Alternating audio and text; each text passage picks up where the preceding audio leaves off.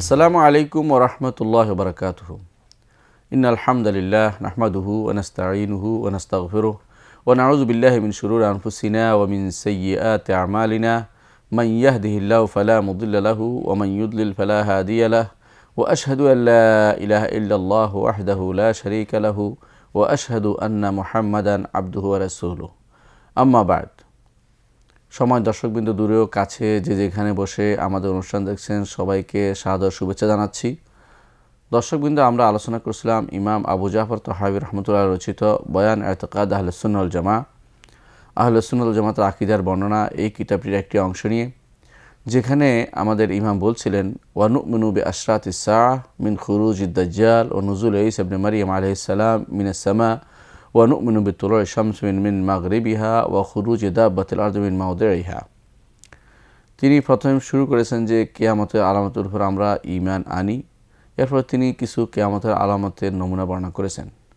দর্শকবৃন্দ, গত কয়েকটি পর্বে আমরা কিয়ামতের 24টি ছোট আলামত বর্ণনা করেছি।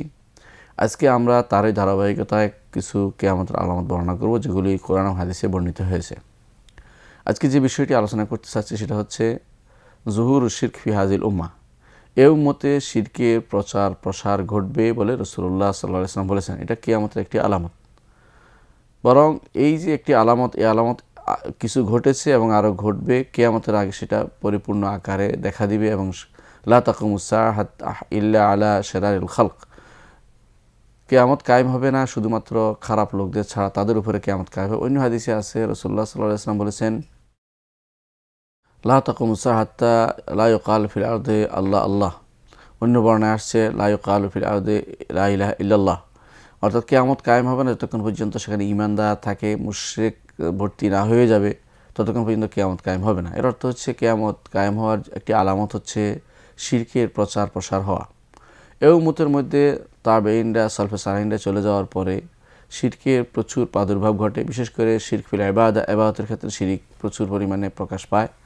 তখন আল্লাহ তাআলা যুগে যুগে বিভিন্ন আল্লাহর দাঈদেরকে, আল্লাহর পথে যারা দাওয়াত দিয়েছেন তাদেরকে আল্লাহ তাআলা প্রেরণ করেছেন, যার মাধ্যমে শিরকে থেকে এই উম্মতকে রক্ষা করার জন্য আল্লাহ তাআলা তাদের মাধ্যমে বিভিন্ন ব্যবস্থাপনা করে দিয়েছেন এবং আবার তাদেরকে তাওহীদের দিকে নিয়ে এসেছেন।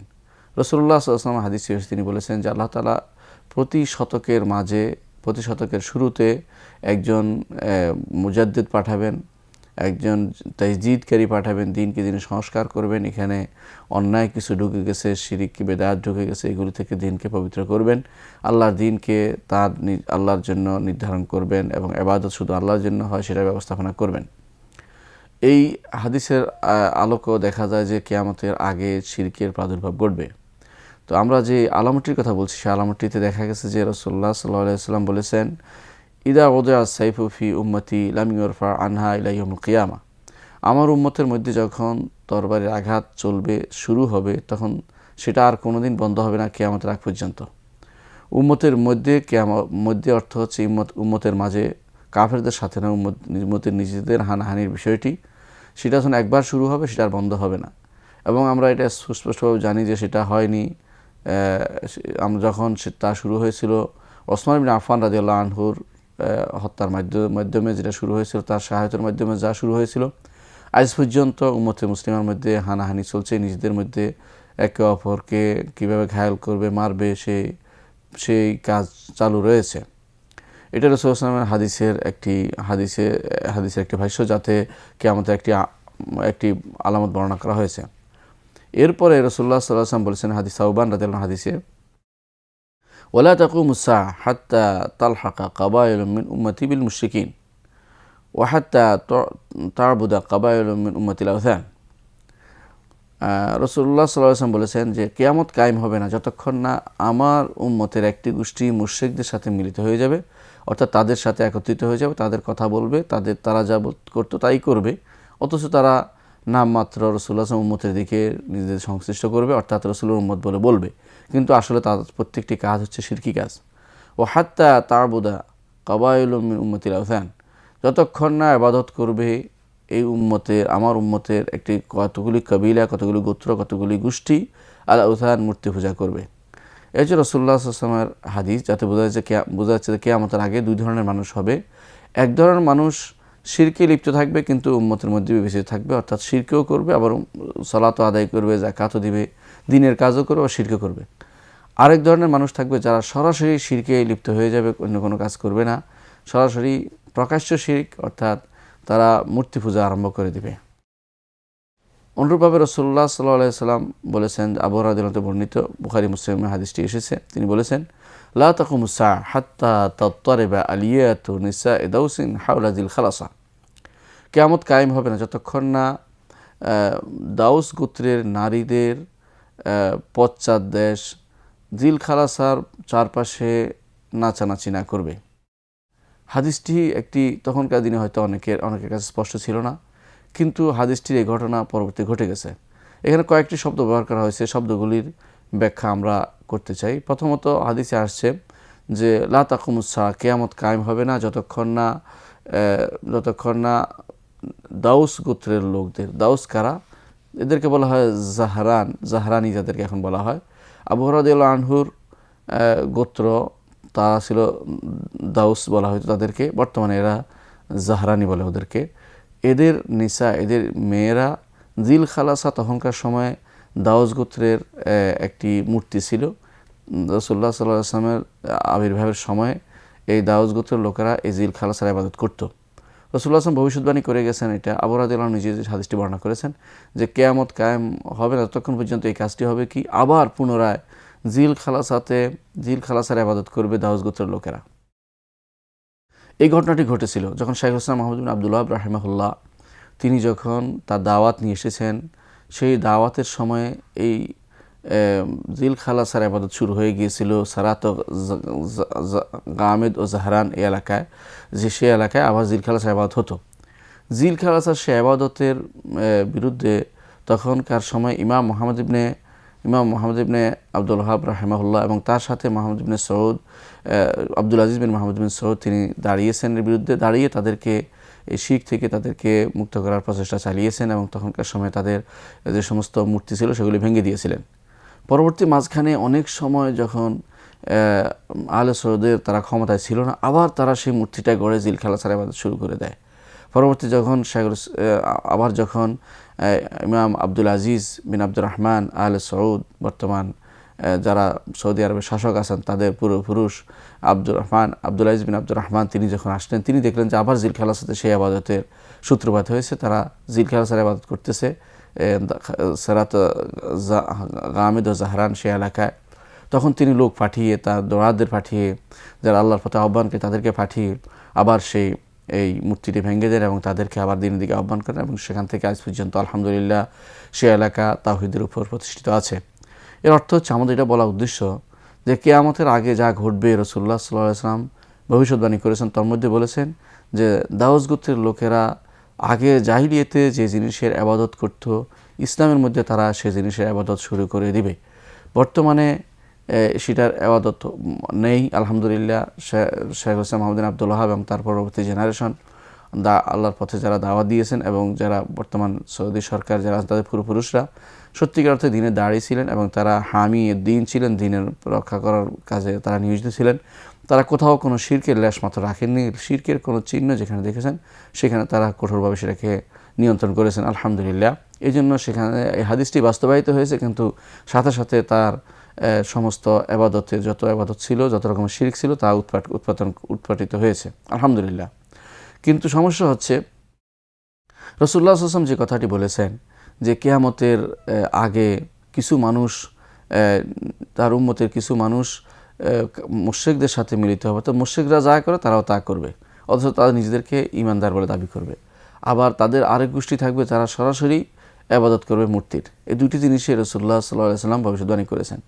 বর্তমানে এই জিনিসটি পূর্ব দিকে, বিশেষ করে আমাদের দেশগুলোতে, ভারতবর্ষ, বাংলাদেশ, পাকিস্তান বা ইন্ডিয়ান সাবকন্টিনেন্টে আমরা দেখতে পাই যে এই এলাকাতে সবচেয়ে বেশি এই আল্লাহ ছাড়া অন্যের ইবাদতের যেন আখড়ায় পরিণত হয়েছে।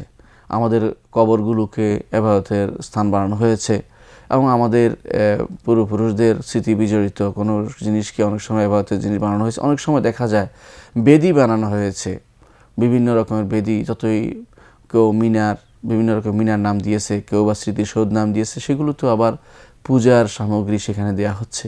এসবই কিন্তু রাসূলুল্লাহ সাল্লাল্লাহু আলাইহি ওয়াসাল্লামের সেই ভবিষ্যৎবাণীর প্রতিফলন, যেখানে তিনি বলেছেন যে কিয়ামতের আগে এই জাতীয় শিরকের আখড়া হবে বিভিন্ন দেশ, এবং সেখানে শিরকের প্রচুর পরিমাণে সেখানে প্রচার প্রসার হবে। রাসূলুল্লাহ সাল্লাল্লাহু আলাইহি ওয়াসাল্লাম আরও বলেছেন যে লা ইয়াযহাবুল লাইলু ওয়ান নাহার হাত্তা তুরবাদুল্লাহ তুলউদ্দা, দিন রাত্রি শেষ হবে না, অর্থাৎ দিন রাত্রি শেষ হওয়ার আগে, কিয়ামত হওয়ার আগেই লাত এবং উজ্জারও ইবাদত হবে। লাত এবং উজ্জার ইবাদত হবে, বিষয়টি অত্যন্ত আশ্চর্যজনক ছিল সাহাবায়ে কেরামের কাছে। এই জন্য আয়েশা রাদিয়াল্লাহু আনহা বলেন, ইয়া রাসূলুল্লাহ, আমি তো মনে করেছি যখন এই আয়াত নাযিল হয়েছে, ওয়াল্লাযী আরসালা রাসূলাহু বিল হুদা ওয়া দীনিল হক লিইয়ুযহিরাহু আলা দ্বীনি কুল্লিহি ওয়ালাউ কারিহাল মুশরিকুন, তিনি সে সত্তা যিনি নাজিল করেছেন, পাঠিয়েছেন তার রাসূলকে হেদায়েত সহ এবং হক দিন সহ, যাতে করে সেই দিন অন্য সমস্ত দিনের উপর প্রাধান্য পায়, যাতে করে, এবং যদিও কাফেররা মুশরিকরা তা অপছন্দ করে।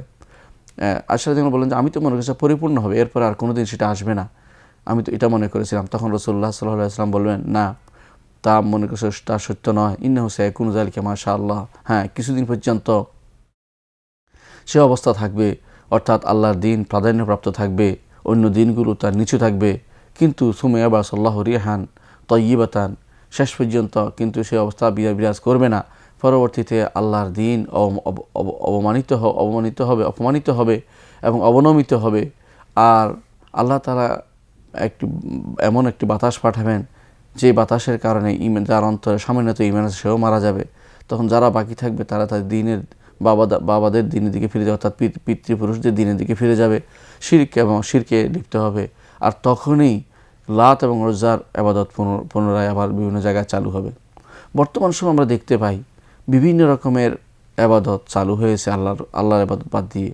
দেখা যায় কেউ পাথর পূজা করছে, কেউ গাছ পূজা করছে, কেউ কবর পূজা করছে, এমনকি শুধু দৃশ্যমান নয় অদৃশ্যমান অন্তরের আনুগত্যের পূজাও হচ্ছে। দেখা যায় আল্লাহর দিন ব্যতীত অন্যদের কাছে অন্যদের দিন হাওলাত করা হচ্ছে, ধার করা হচ্ছে। আল্লাহ তাআলার বিধান ব্যতীত অন্যদের বিধান প্রবর্তন করা হচ্ছে। আল্লাহ তাআলার বিধান বাদ দিয়ে অন্যদের বিধান নিয়ে আসা হচ্ছে। আল্লাহ তাআলার শরীয়ত বাদ দিয়ে অন্য শরীয়তের কাছে নিজেদের বিধান অনুসারে বিচার করছে।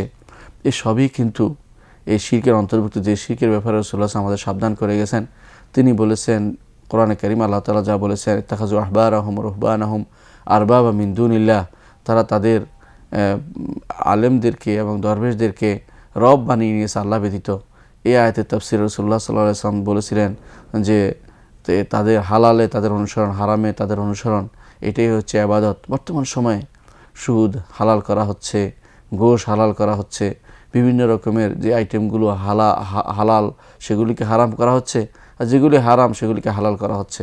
হারাম হালালের যেন জিম্মাদারি মানুষ নিয়েছে, বিভিন্ন সংস্থা নিয়েছে, কখনো কখনো দেখা যায় পার্লামেন্ট নিয়েছে কোনোটা, সেভাবে হালাল হারাম করে মানুষ শিরকে লিপ্ত হচ্ছে। এই জন্য রাসূলুল্লাহ সাল্লাল্লাহু আলাইহি ওয়াসাল্লাম সেই কথাটি সত্য যে কিয়ামতের আগে বিভিন্নভাবে মানুষ শিরকে লিপ্ত হবে। এর তো সাধারণ জিনিস যেগুলি স্পষ্ট হয়, এর বাইরে আরও ব্যাপক জিনিস আছে। দেখা যায় যে আমাদের সন্তানরাই কেউ আল্লাহর দিনকে পিছনে রেখে দিয়ে তারা কেউ গ্রহণ করছে যে ধর্মনিরপেক্ষতাবাদ, কেউ বা কমিউনিজম গ্রহণ করছে, কেউ বা সোশ্যালিজম গ্রহণ করছে, কেউ বা জাতীয়তাবাদ গ্রহণ করছে, অথচ তারা মনে করছে যে তারা মুসলিম। কারণ এইগুলি গ্রহণ করার মাধ্যমে তারা কিন্তু আর ইসলামের ভিতরে নেই, কারণ এগুলো সবই শরীয়ত বিরোধী, এগুলি দিন বিরোধী, এবং এগুলির কারণে শিরকে লিপ্ত হচ্ছে তারা, অথচ তারা নিজেরা জানে না, অথবা জানা চিন্তাও করে না, এবং অনেক সময় যারা এদেরকে সাবধান করে তাদের বিরুদ্ধে তারা লেগে যায়।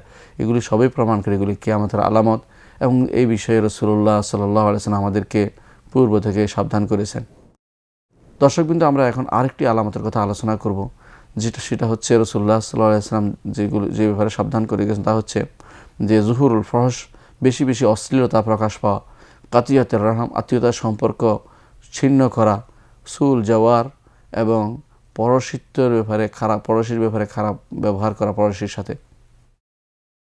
তিনটি জিনিস একসাথে আমরা বললাম, কারণ তিনটি জিনিস একই হাদিসে আসছে, সেই জন্য এখানে তিনটি জিনিস ব্যাপক আলোচনার বিষয় রয়েছে। শুধু আমরা এতটুকু বলবো যে রাসূলুল্লাহ সাল্লাল্লাহু আলাইহি ওয়াসাল্লাম যেটা বলেছেন তার অর্থ আমরা যদি চিন্তা করি তাহলে বুঝবো যে এগুলো বর্তমানে হচ্ছে এবং ভবিষ্যতে হবে, আগেও হয়েছিল, কিন্তু বর্তমান সময়ে সেটা ব্যাপকতা লক্ষ্য করা যাচ্ছে। ইমাম আহমদ এবং হাকিম তাদের কিতাবে আব্দুল্লাহ ইবনে আমর রাদিয়াল্লাহু আনহু থেকে বর্ণনা করেন রাসূলুল্লাহ সাল্লাল্লাহু আলাইহি ওয়াসাল্লাম বলেছেন, লা তাকুমুস সাআ হাত্তা ইয়াযহারাল ফাহশু, যতক্ষণ পর্যন্ত অশ্লীলতা প্রসার না হবে, ছড়িয়ে না পড়বে, ততক্ষণ পর্যন্ত কিয়ামত কায়েম হবে না। ওয়াত তাফাহুশু, পরস্পর অশ্লীলতার প্রতি যেন নসিহত চলবে, এরকম অবস্থা, পরস্পর অশ্লীলতা প্রচার প্রসার ঘটাবে, খারাপ কথা বলবে, এই সবগুলি রাসূলুল্লাহ সাল্লাল্লাহু আলাইহি ওয়াসাল্লাম বলেছেন যে এইটা ঘটবে কিয়ামতের আগে। বর্তমান সময়ে এর চেয়ে বড় অশ্লীলতা কী হতে পারে, যা এখন বর্তমানে বিভিন্ন স্থানে বিশ্বের বিভিন্ন দেশে ফ্যামিলি সেক্স নামে চালু হয়েছে। এতে অশ্লীলতা তার হতে পারে না। রাসূলুল্লাহ সাল্লাল্লাহু আলাইহি ওয়াসাল্লাম হাদিসে বলেছেন যে পূর্ববর্তী জাতি যদি কোনো তাদের মায়েদের সাথে বেবিচারে লিপ্ত হয়, এই জাতির মধ্যে অনেকেই মায়েদের সাথে বেবিচারে লিপ্ত হবে। বর্তমানে তা বিভিন্ন জায়গায় ঘটে যাচ্ছে, নাউযুবিল্লাহি মিন যালিক। দেখা যায় ছেলে ছেলের সাথে বিয়ে করছে, মেয়ে মেয়ের সাথে বিয়ে বসছে। অনেক সময় দেখা যায় যে ছেলেরা এটা ফলাও করে প্রচার করছে, আবার দেখা যাচ্ছে যে এটা কখনো কখনো কোনো আবার পার্লামেন্টে তা বৈধতাও দিচ্ছে, এবং কেউ কেউ এটার পিছনে লক্ষ লক্ষ টাকা ব্যয়ও করছে। এসবই কিন্তু অশ্লীলতার প্রমাণ।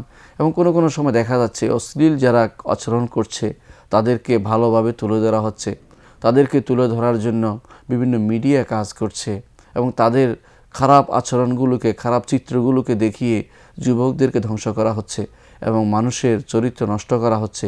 এসবই কিন্তু কিয়ামতের আলামত বলে রাসূলুল্লাহ সাল্লাল্লাহু আলাইহি ওয়াসাল্লাম বলেছেন। তিনি বলেছেন হাত্তা ইয়াযহারাল ফাহশ, অর্থাৎ অশ্লীলতা প্রকাশ পাবে। তারপর তিনি বলেছেন ওয়াত্তাফাহুশ, শুধু প্রকাশ পাওয়া নয়, অশ্লীলতা নিয়ে পরস্পর বাহাদুরি হবে। তাই হচ্ছে, কে কত উলঙ্গ হতে পারে সে তত বড় তথাকথিত তারকা নামে বিখ্যাত হচ্ছে। এবং এখন বর্তমানে আবার বিশ্ববিখ্যাত সুন্দরী কে, সেটার প্রতিযোগিতা হচ্ছে। অর্থাৎ সেই সুন্দরী কি, সেটা হচ্ছে যে কে কত উলঙ্গ হতে পারে, কে কত নিজেকে প্রকাশ করতে পারে, কোন কোন নারী কীভাবে প্রকাশ করে, কীভাবে তার প্রকাশের ভঙ্গি কী, এসবই।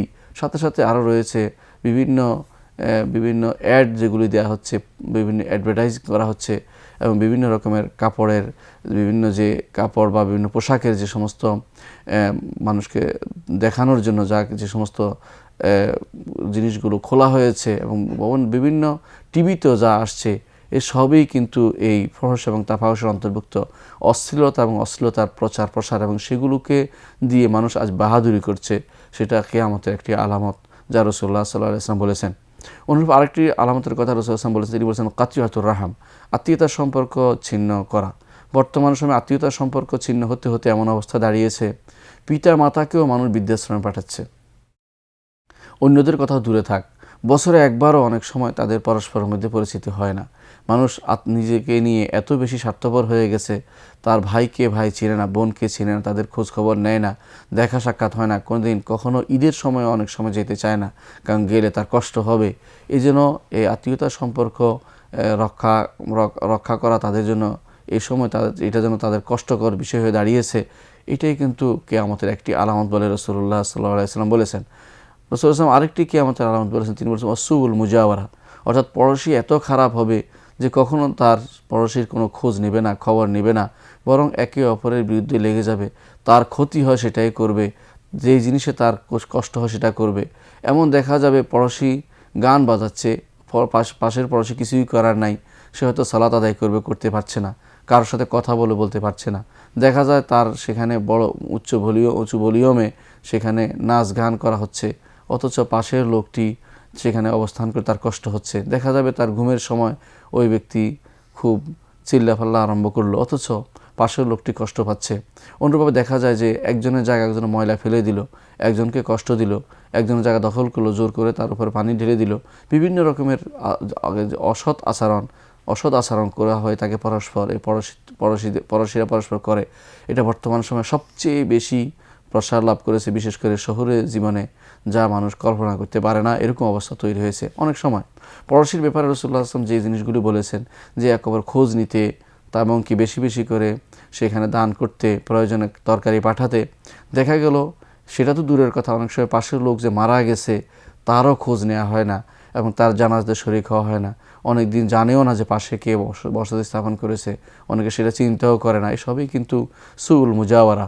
রাসূলুল্লাহ সাল্লাল্লাহু আলাইহি ওয়াসাল্লাম এই জন্য আল্লাহর কাছে আশ্রয় চেয়েছেন, আল্লাহুম্মা ইন্নী আউযু বিকা মিন জারি সু ফি দারিল মুকামা, আল্লাহ অবস্থান স্থলে খারাপ পড়শি পড়ার থেকে আমি আপনার কাছে আশ্রয় চাচ্ছি। এই জন্য এই জিনিসগুলি কিয়ামতের আলামত বলে রাসূলুল্লাহ সাল্লাল্লাহু আলাইহি ওয়াসাল্লাম পূর্বে ঘোষণা করেছেন, বর্তমানে সেটা ব্যাপক আকার ধারণ করেছে।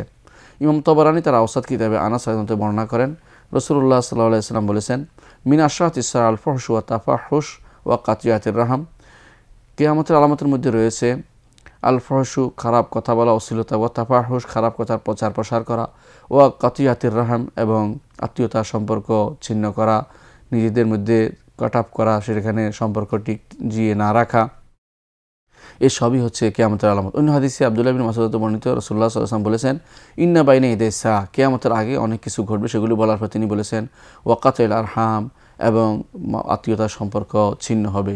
এসবই রাসূলুল্লাহ সাল্লাল্লাহু আলাইহি ওয়াসাল্লাম পূর্ব ঘোষণা করেছেন। বর্তমানে আমরা দেখতে পাই যে এই জিনিসগুলো সব ব্যাপক আকার ধারণ করেছে। ইনশাআল্লাহ আমরা এই বিষয়ে আগামী পর্বে আরও ব্যাপক আলোচনা করব যে কিভাবে আত্মীয়তার সম্পর্ক রক্ষা করার কথা ইসলাম বলেছে, অথচ আমরা আত্মীয়তার সম্পর্ক রক্ষা না করে কিয়ামতের সে ভবিষ্যৎবাণীর এই প্রতিপালন করছি, যা করা আমাদের জন্য উচিত নয়।